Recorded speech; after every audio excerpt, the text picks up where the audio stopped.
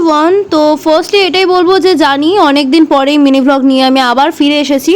So গত 30th August ছিল তোমাদের সবার প্রিয় ভ্লগস উইথ এজি মানে অরিজিৎদার বার্থডে, অ্যান্ড সেখানেই আমিও প্রেজেন্ট ছিলাম। সেলিব্রেশন হয়েছিল তো বালাজিতে, এবং ওখানে যাওয়ার আগে আমি আর মা গেছিলাম একবার রূপংদেহী এক্সিবিশনে। আর সেখানে গিয়ে কিন্তু অরিজিৎদার সাথেও আমার দেখা হয়, আবার সোহিনীদির সাথেও আমার দেখা হয়। এক্সিবিশনে কিন্তু প্রচুর রকমের জিনিস ছিল, যেমন ক্যান্ডেলস, বিভিন্ন রকমের ব্লাউজ, শাড়ি, ইভেন এই ভাইরাল লাবুবু ডল পর্যন্ত। রূপংদেহী এক্সিবিশন থেকে বেরিয়ে আমি চলে যাই হচ্ছে একটু পুজো শপিং করতে। সো আমাদের কেনাকাটা ডান, একটা ড্রেসও এক্সট্রা হয়ে গেল। আমি মেনলি ড্রেস চেঞ্জ করতে এসেছিলাম, যাই হোক। তো চলো, দেরি হয়ে গেছে অলরেডি, তো বেরিয়ে যাচ্ছি এখন। সোহিনীদি রূপংদেহী এক্সিবিশনের সামনে, মানে ধর মার্কেটের একদম সামনেই দাঁড়িয়ে আছে, একসাথে যাই।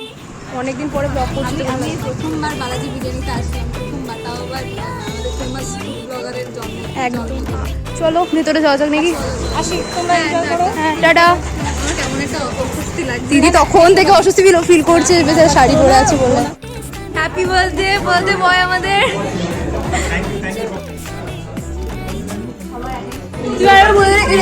এটা হচ্ছে অরিজিৎ দাদার ভাই, জি দাদার মেয়ে। আচ্ছা আচ্ছা, তোমার নাম কি?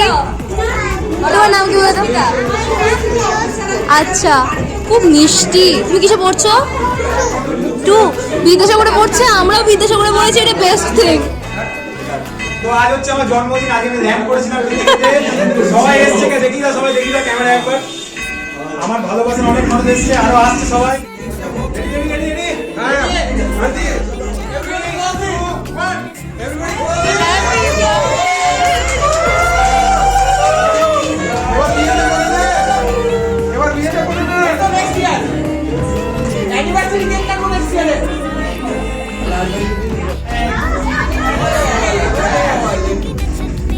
রাহি আর সোহিনীদি বসেছে একসাথে, ফার্স্ট টাইম ট্রাই করছে বালাজি।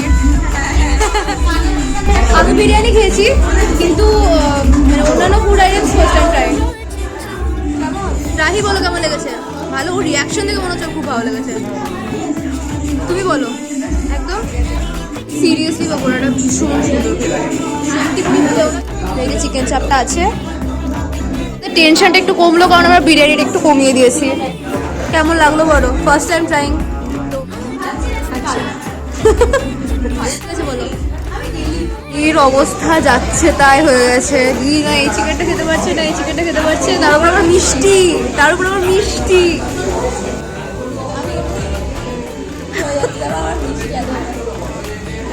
পাবো দিদি, টাটা। এবার যেন একদিন যাওয়া হয়। তুমি কবে যাবে বলো? আচ্ছা ঠিক আছে, টাটা।